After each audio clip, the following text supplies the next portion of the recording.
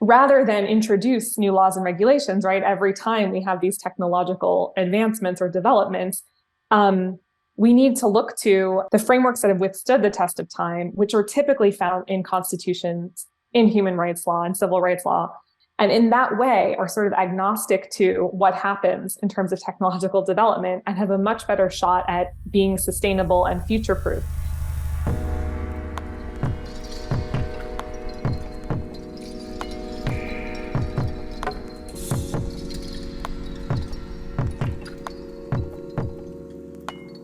Hello everyone, my name is Stephen Parton and you're listening to the Feedback Loop by Singularity.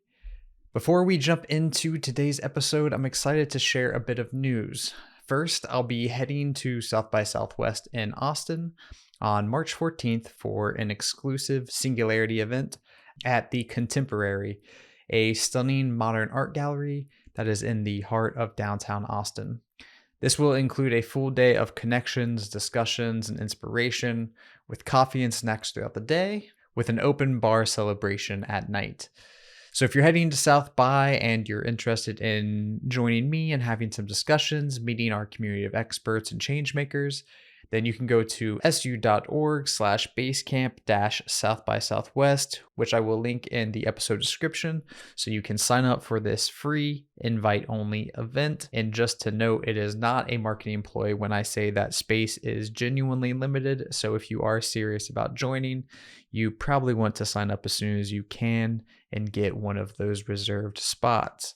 And in other news, we have an exciting opportunity for those of you with a track record of leadership who are focused on positive impact. Specifically, we're excited to announce that for 2023, we're giving away a full ride scholarship to each one of our 5 very renowned executive programs where you can get all kinds of hands-on training and experience with world-leading experts.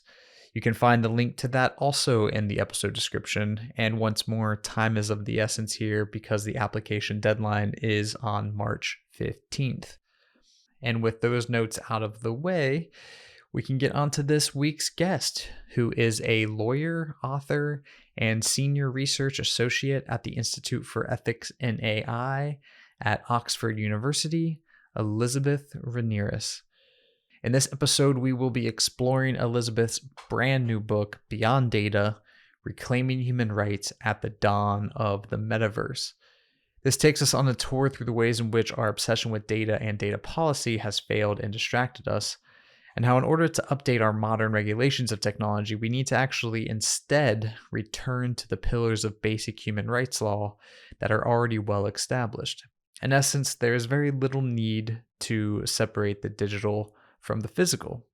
Elizabeth argues that to think about this otherwise allows for the government to become outdated and for corporations to be able to get away with lots of bad behavior as they fall through the legal cracks. It's a strong argument and one that I enjoyed partaking in, and so without further ado, please welcome to the Feedback Loop, Elizabeth Renieris. To get us started, I would just love if you could give us a bit of background about yourself, and especially as it relates to your new book, Beyond Data. Yeah, sure. So I can give you maybe some personal background that might be interesting. So as you noted, my book is called Beyond Data, Reclaiming Human Rights at the Dawn of the Metaverse. It is out on February 7th. And for those of you who have the book or will have the book, I begin with my preface, where I actually talk about a personal anecdote from college, where a classmate of mine by the name of Mark Zuckerberg undertook this experiment of scraping photographs from residential house websites of females and basically creating a face mash of them on a website to have people rate these women against each other based on attractiveness. And this is an experience that really stayed with me throughout my adult life. Particularly when I went on to law school and after law school to become a privacy and data protection lawyer. And it's an experience that sort of shaped the way that I've thought about privacy and data protection over the last 15 years of working in this field. Because one of the things that I felt then, and I still feel strongly now, is that the nature of the personal violation and sort of the experience of the harm seemed really detached from the way that we think about and talk about, I hate this term, but online harms or digital harms in the tech policy space. And so when I had the idea to write this book, the first thing that sort of came to me was the memory of that experience and the sort of indignity and injustice that I felt, and the way that I feel that these types of experiences will just become more and more prevalent for people the more technology is deeply embedded into our day-to-day lives. And how, as a lawyer, I felt so frustrated that the paradigms we use to think about these harms don't reflect that reality. And in particular, how a almost singular obsession with data has become this kind of rallying point for law and policy, and for industry as well, and how, in my view, that sort of led us astray from really addressing what's at stake in this inherently, what today is very much a cyber physical reality, and increasingly so with new technologies. Yeah. I want to push on something here that I thought of when you first mentioned kind of your background. And that is, when I think about how people portray themselves online now, basically vlogging every second of their life, the kind of the culture of attention that we have, do you think there is as much concern with this generation about their privacy as maybe you had using your value systems when you were going through school? Because it feels like it's probably switched. The zeitgeist has maybe changed, and I'm wondering what you think about that.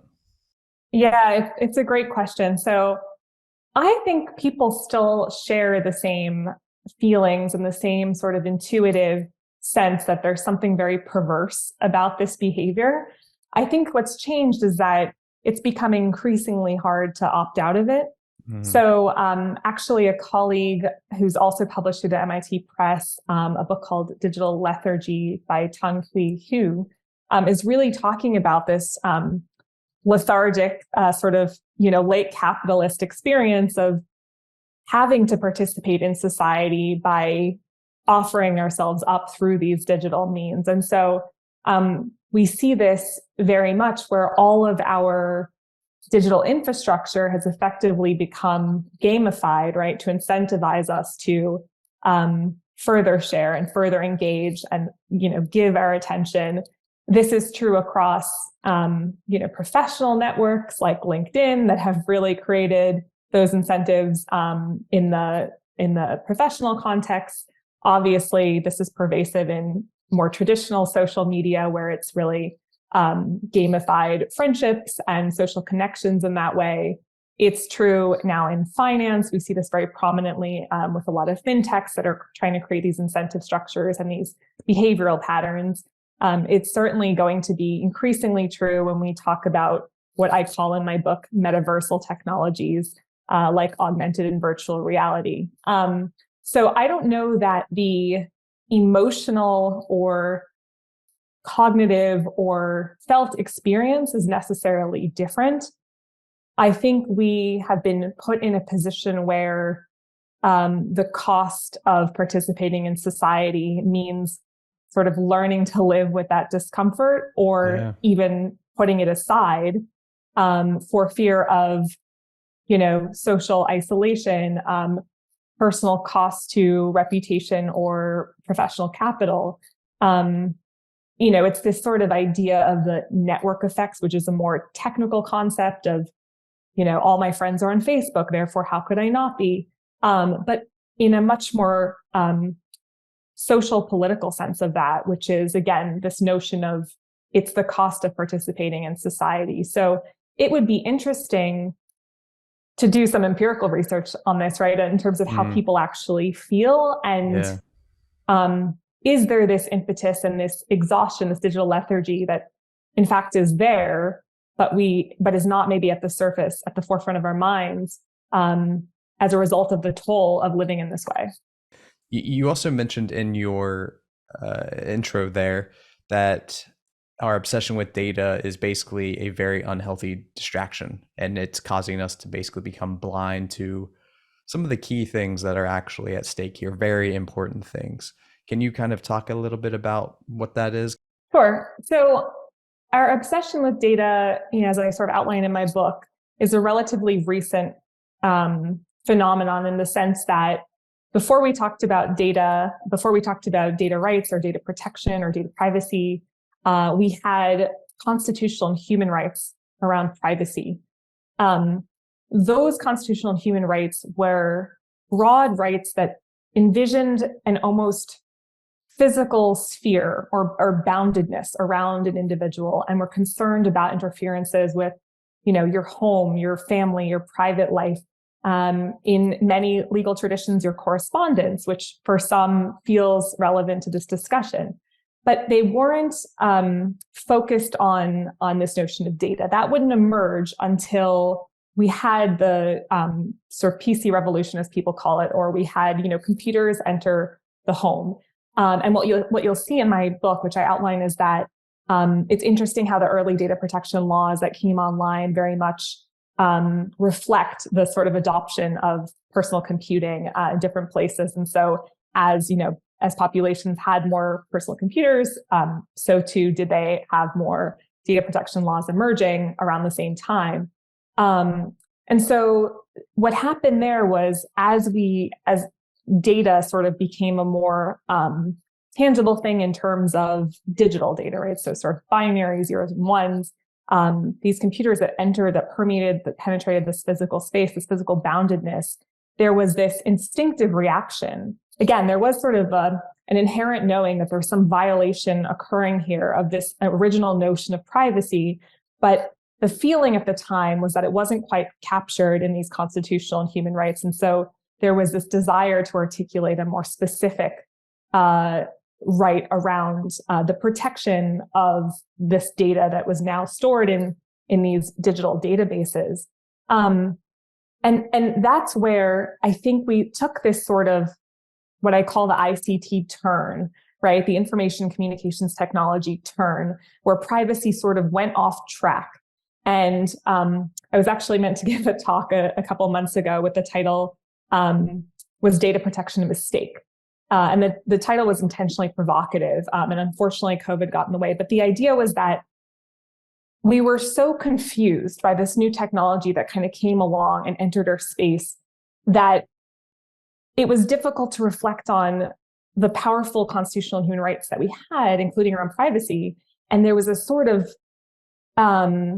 very urgent reaction to have new laws. And we see this happening now, right? We definitely see it happening around AI and machine learning and other technologies, without really assessing what the existing frameworks could do. And so by introducing these, we get this cluster of data protection laws, both national and eventually the emergence of international legal frameworks and principles that really center data and look at the privacy, the security, the confidentiality of data, that speak to technical means and methods of securing and protecting data in a way that were important, but in many ways sort of moved us away from the original focus of human rights and constitutional laws, including privacy, and sort of diverted the conversation in a way that in fact became very technocratic. And this sort of became a boon to private industry because there are myriad ways to say that one is protecting, securing, and keeping data confidential by technical means. And that's a very hard proposition to challenge for many reasons. There are concerns around IP and trade secrets and accountability and transparency and a whole array of things that make that challenging, that sort of allowed industry to comply with laws and regulations without really addressing the spirit of those laws and regulations and the motivations for them, which are really these fundamental, harms to people that infringe upon basic constitutional and human rights. And so that sort of ICT turn led us down this road of proliferating laws and regulations around data, and a conversation that also began to fixate on the notion of data. And in my view, what we're getting to now, and where we're actually at a very interesting point in time where we're starting to see the limitations of that framing, we're really starting to meet the limitations of so-called data protection or data privacy laws and regulations. This is particularly true, again, around things like AI and machine learning. And so I think it's a perfect time to start to question that framing, and particularly the technocratic nature of it, and to really think about what we need as people, because for all the rhetoric around human-centered technology and human-centric laws, and the term human-centered in general, which is just everywhere, when you really look at it, when you really survey what's out there in terms of legal frameworks, the vast majority are data-centric, right? Yeah. They talk about data as the end-all and be-all, and really focus on its protection and its security and its confidentiality. So that's the main premise of my book. Yeah. Well, I mean, one insight that I found particularly poignant while reading your book is that since we view data, as you said, as kind of like an inert substance, rather than something that is, I would say, almost like intrinsically and intimately linked to a person, we've been much more okay with exploiting it and focusing on it because we can push aside the human rights issues.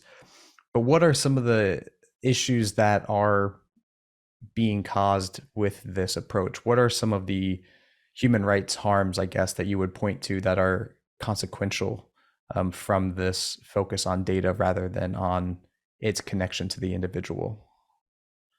Yeah, so I think that you're absolutely right that data has this air of sort of objectivity, of neutrality, of otherness, of this thing over there in a database, and therefore is very detached from the lived human experience, and appears to be lower risk than it is in actuality, when it is a much more intrinsic and integrated property of our lives. I think that the biggest concern that I have, the biggest sort of human rights related risk that I've seen that this has created, is that we basically zeroed in on two human rights out of dozens, out of more than 30 traditional and then derivative human rights, would include even more. And those two are privacy and free expression. Now, that may have been appropriate at a time when we did have these clearly delineated separations between online and offline, between digital and non-digital, between databases, and it may have been appropriate in a time of these neat binaries. It's not going to work. It doesn't work now, and it's not going to work going forward, because privacy, as we've already discussed, has basically been gutted to become this very narrow and technocratic notion of the privacy, security, and confidentiality of data. So it's lost its sort of intrinsic value and power of being this broad constitutional or human right that's concerned with the integrity of the person and this sort of boundedness around themselves and their experiences. So the dilution of privacy into that current form that it takes in most laws and regulations means that if that is one of two rights that form the pillar of our approach to human rights in respect of what I actually call the post-digital realm, right? Because again, we don't have these neat separations anymore, then that's a weak starting point. And then of course, the other that's commonly prominent in these conversations around technology governance, including around privacy, is this tension between privacy and free expression. And free expression also takes center stage often because we have a lot of conversations now around things like content moderation, and because much of the focus on technology governance is actually on the most prominent players that we see and feel, the social media companies, even though in reality, this post-digital cyber-physical reality is in everything and everywhere. And there is a much more complicated infrastructure at play here. But I think the narrowing down of a body of human rights to those two is the result of this sort of singular focus on data, where, of course, if we're talking about data, then it would appear that we have a tension between sort of securing it or allowing the sort of free expression of information.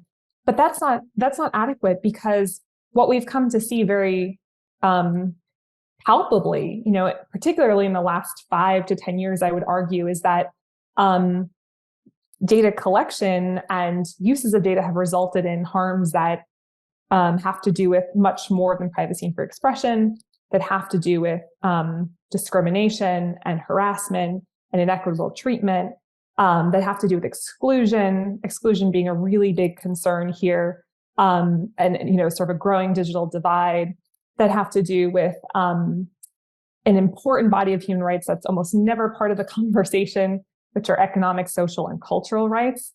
Now, if you think about this other body of human rights law, they speak to these concerns, and they speak to even more emotionally charged things like the right to benefit from scientific progress, right? Which can include something like access to a vaccine. They include the right to participate in the culture, which has implications in lockdown in the way that people relate. And even beyond that, even in the more sort of traditional realm of human rights, the body in which the body of law in which we get things like privacy and free expression, which are the civil and political rights that people are more familiar with, there are still concerns around freedom of association and assembly. We saw this very much with protests. We saw this with Black Lives Matter in the States during the pandemic. So the impact of things like these COVID tracing apps and exposure notification tools, and again, later on around vaccination passports, need to be looked at and assessed in the context of these very broad array of human rights, rather than just in the narrow context of something like privacy, which in and of itself has already been gutted into a very weak notion of its original form. Well, and you mentioned there the kind of tension, I guess, between the private sector and the government. And it makes me think specifically, that a lot of these issues are the domain of the government, or should be the domain of the government.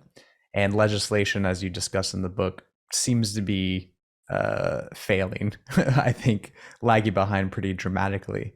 So could you kind of point us towards any legislation that has taken place, something maybe like a GDPR and how successful it's been, or some of the new things that might be happening in the American government? I believe you mentioned in the book that there has recently been an attempt, but it might not be a very strong one, even at that. So I guess just broadly speaking, how is the legislation being handled?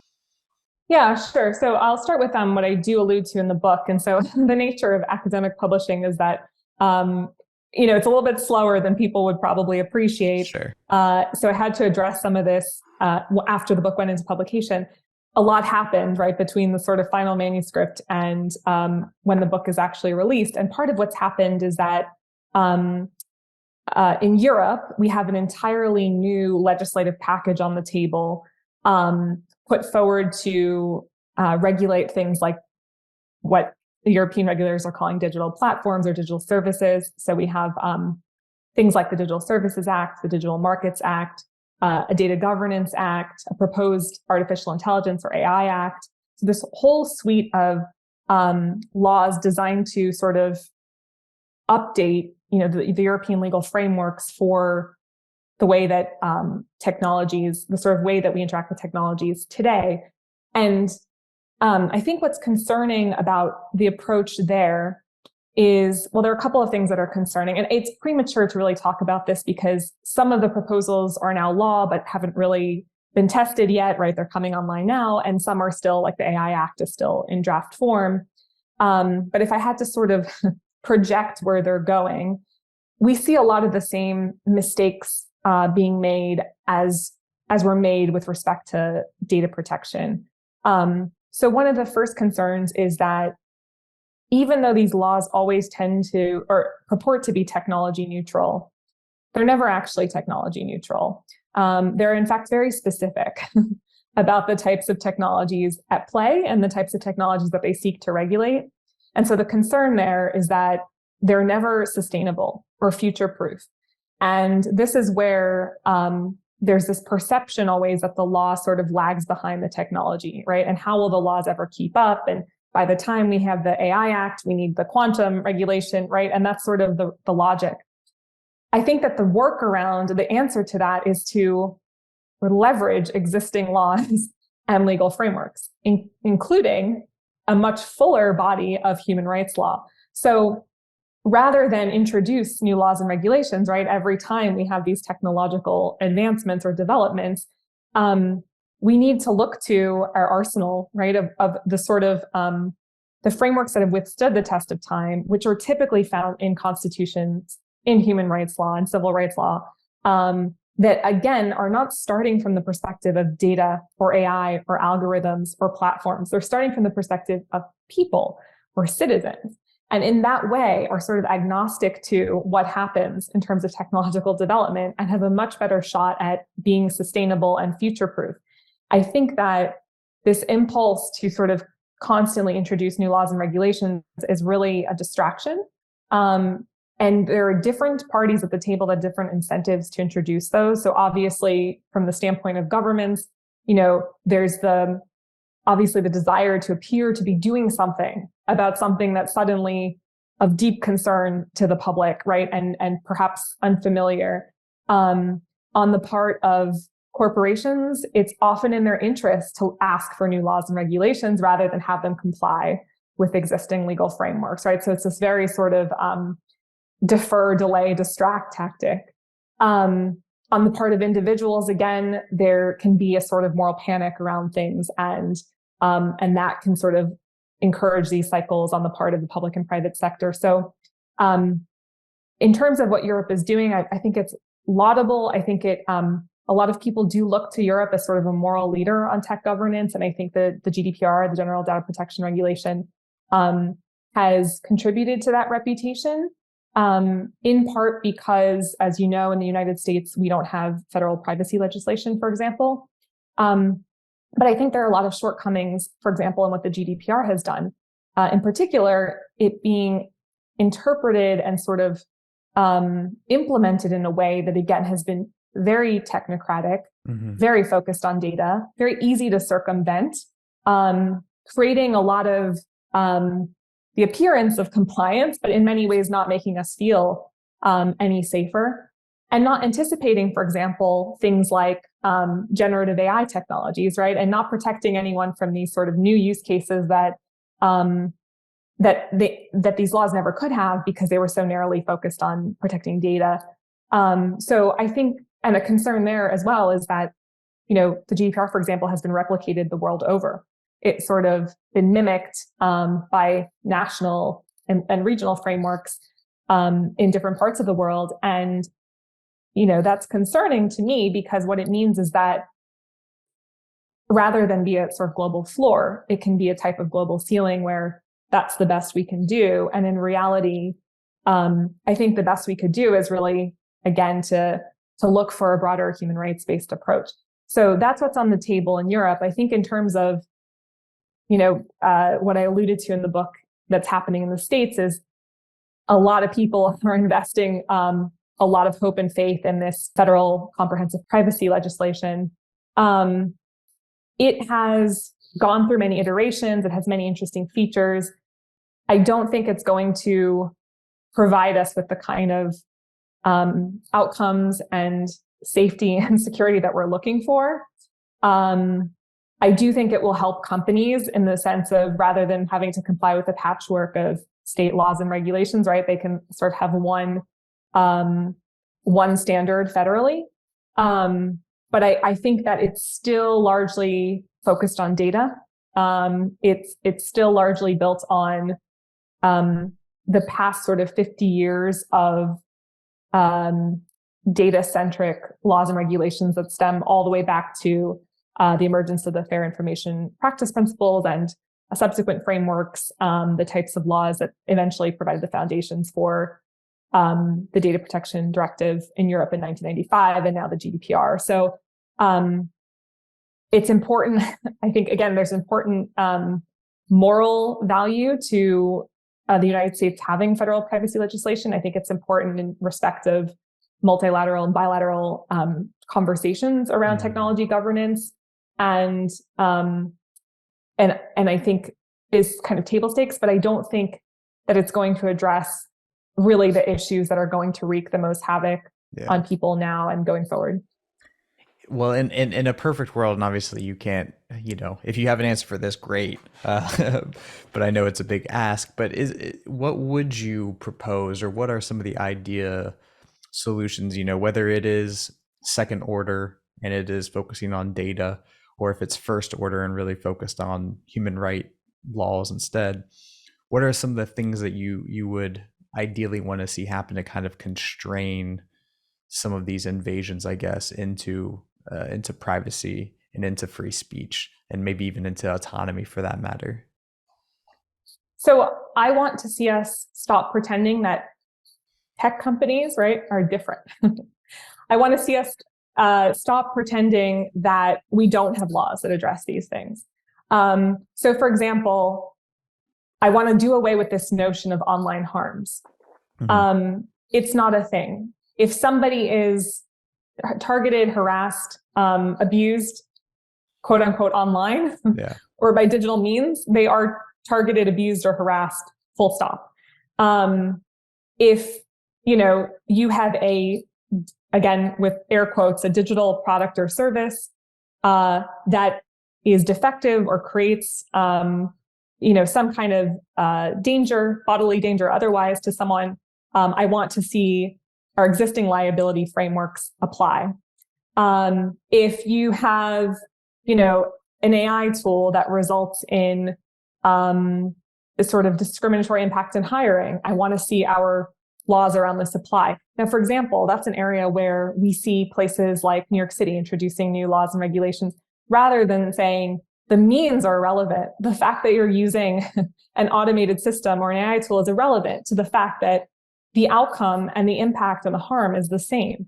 So effectively, this exceptional treatment of technology companies has to stop, right?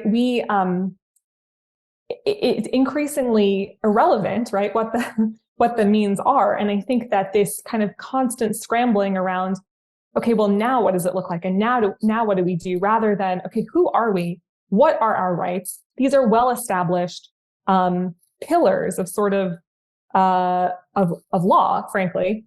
And it's true across the board, rather than scrambling every time there's a new, shiny toy, and rather than allowing different actors, but especially the private sector, to use that as a call for, we need new laws and regulations. It's, hang on, no, you are, and again, who's to say what a tech company is anymore, right? I mean, arguably everyone is a tech company, everyone's a digital company. It's, in my mind, a completely useless term. But the fact that we still hold out this notional sector as something different and exceptional is a huge part of the problem here. I don't care if you have an app that does banking, and this, that you hold yourself out as a fintech.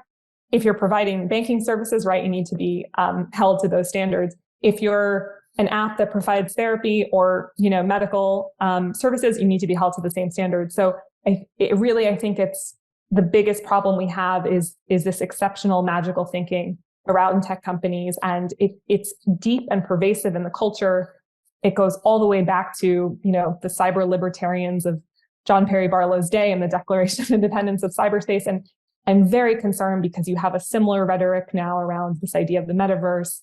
But as long as we don't, frankly, call BS on that view, then the law will be ineffective, because laws are not meant to be, it's not to say that we don't ever need new laws or regulations. It's not to say that we don't need to reinterpret existing rights. So for example, there's a big debate now around neurotechnologies, and do we need, new rights around the integrity of the brain and cognitive privacy and all this. And well, for example, I have a friend who's a scholar in the UK, Susie Allegri, who's written about freedom of thought, which again is a fundamental human right that is completely underleveraged, which has largely been taken for granted because it's largely been impossible to interfere with someone's freedom of thought.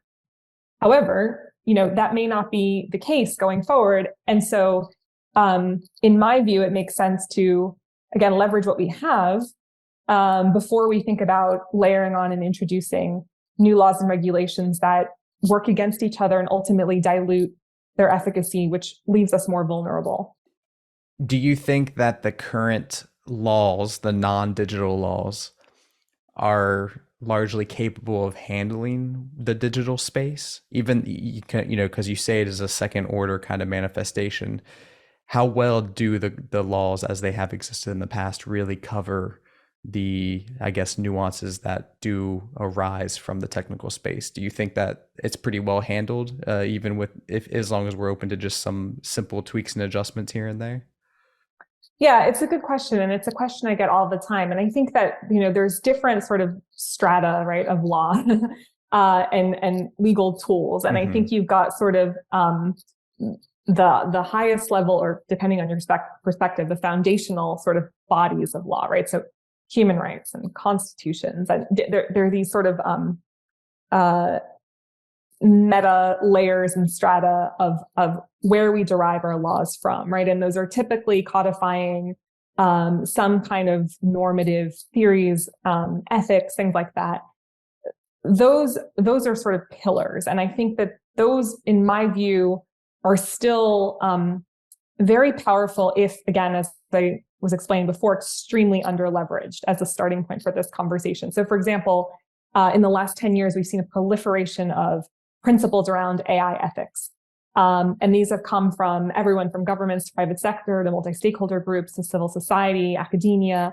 And they start to articulate these, I think there are now 150 or maybe 200 sets of principles that are all, slightly different permutations of each other and are all kind of dancing around things that are actually reflected in human rights law, but are not articulated in that way, or not starting from that, or are not the starting point of the conversation. Increasingly, I'm seeing a call to just use existing human rights as the foundation of AI governance, which I think is great. I think the 10 years bought private industry a lot of time, and have definitely allowed the technology to develop to a point where, there are more concerns around our ability to govern. But that's just one layer. So you have this sort of foundational pillars of law. Then you get more granular, right? And you introduce laws and regulations. And then you get even more granular, because in order to implement those laws and regulations, you have to have very specific rules, you have to have very specific policies. In that granularity, I think that's where a lot of the changes and updates and sort of iterations that respond to specific developments in technology and technological tools is most relevant. So I feel like that's where, I think you asked me about how do you account for that sort of those changes and the emergence of new technologies. And I think where you account for them is at that level of granularity. But if you don't root that granularity in these less movable pillars, right, in these more foundational concepts, particularly when it comes to rights, then you're sort of unmoored, right? And you can't anchor governance in anything because there's just continual distraction and noise. And I think this is sort of what's happened with data, is that it's, again, the signal to noise ratio is really off here. And if we were actually starting from the perspective of the human, as we purport to do, but in reality we don't, I think it would be a lot easier to hold this tension between these foundational concepts, these foundational rights, and the more specific articulation at the granular level in response to new and emerging technologies. Yeah. Well, as we come to a close here, I want to have you maybe address a few different type of people who might be listening to this. Maybe the average person who's just, not really involved in any big decision making, maybe an entrepreneur who's starting a business, or an executive that has a bit of sway in their company. For these individuals, what can they do to kind of push towards this world that you would like to see happen? Is there something that they can do to kind of move in a more human-centric direction that has that human rights focus rather than the data focus? Yeah.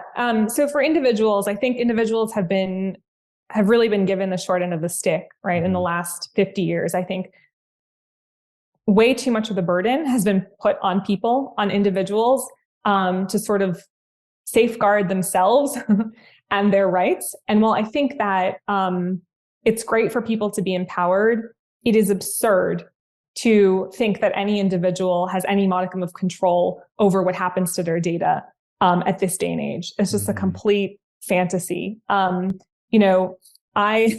am a privacy professional. I've been working in this space. I research this stuff.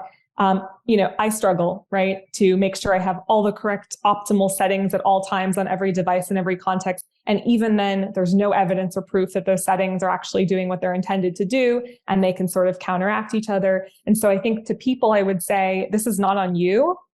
Just like there are concerns around environmental things like pollution and drinking water, and just like we have building codes and safety standards, these are collective concerns that need to be addressed in a way that takes the burden off of the individual, that doesn't ask the individual to be fully responsible for this, because again, that's an absurdity. And so it's sort of, to the individual, I guess, it's to be aware that this is not their issue, and to hold their law and policymakers accountable for not treating it as such. I think to, the C-suite and executives at large companies, the heretofore sort of technocratic approach to securing and protecting data has probably bought you some time and has worked, but I don't think it's going to work going forward. I do think that there is an increasing sense, as we spoke about at the start of this conversation, a felt sense that the way things work now is sort of not okay, and the harms are becoming more visceral. And I think that's going to create sort of a cultural shift towards embracing this more, this broader human rights based approach. I think AI is actually doing us a huge service in surfacing some of those issues, and in having people recognize that, privacy isn't enough. There's certainly privacy in the way of protecting data isn't enough, that there are much bigger concerns in general about the way that we relate to technology. And so, while that's a double-edged sword, because we're going to have to feel the pain at the same time, it sort of, I think, will enlighten people about what's at stake. And sorry, who are the others? Entrepreneurs. Well, entrepreneurs, I mean, it's interesting because, I think where we really need innovation, so laws have traditionally tried to, especially around tech governance, right? Laws have been very sensitive to not quelling innovation, right? They want to be sort of pro-innovation. This is continually a thing. It's still a thing, even in the new legislative package in the EU. And I think that we're going to have to push back against that historical default, because I think that what we're seeing through, AI, machine learning, and other technologies is that there are some things that we're not going to be able to correct after the fact as market failures or as harms, because they're sort of irreparable, and it's actually a lot more important to have what we call ex ante mechanisms in the law. So things that address those harms and those potential market failures before they occur. So this might mean, anything from more scrutiny of mergers and acquisitions, to actual safety standards around, the way that certain things are built, or even outright bans on certain uses of technology. But I think what it means for entrepreneurs is that the real innovation here will be in not any particular technology, but in offering up a better business model, right? So what we've seen that's been very nefarious in the last 20 to 30 years has been what Shoshana Zuboff calls surveillance capitalism, and this entire economy sort of built on the harvesting and exploitation of personal data. It feels like everyone's pretty tired of that. At the same time, we all tend to feel pretty powerless. But it does seem that, if and when that startup comes along that finds a better business model, it will be a breakthrough, and there will be huge appetite for it. And then they won't be the only ones, right? And so hopefully we then see this sort of systemic change occurring. And these shifts have occurred in the past, so I'm not optimistic every day. But it just sort of takes that shift in perspective to hopefully, to hopefully give us a glimmer of another way is possible.